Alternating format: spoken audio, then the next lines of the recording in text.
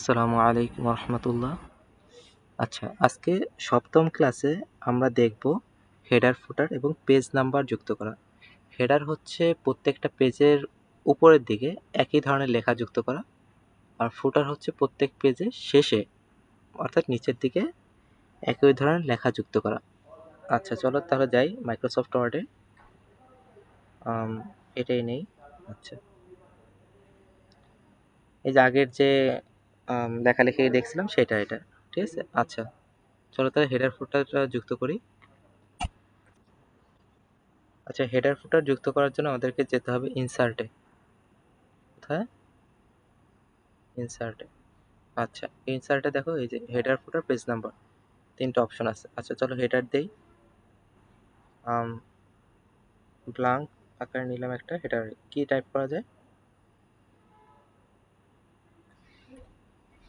ধরো হেডারে টাইপ করলাম মুজাহিদ, MUJAHID,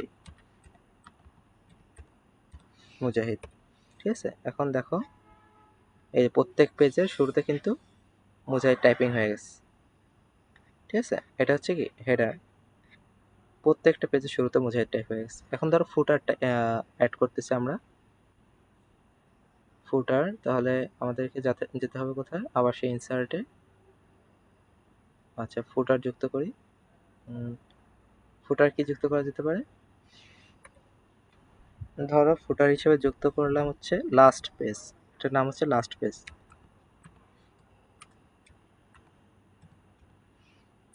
last page.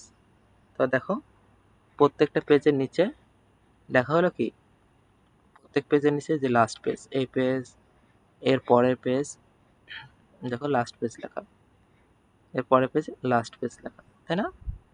আচ্ছা, এখন ধরো আমরা পেজ নাম্বার যুক্ত করতে চাচ্ছি। আমরা যে কয় পেজ লিখছি এটা একটা পেজ নাম্বার। কিভাবে যুক্ত করা যায়?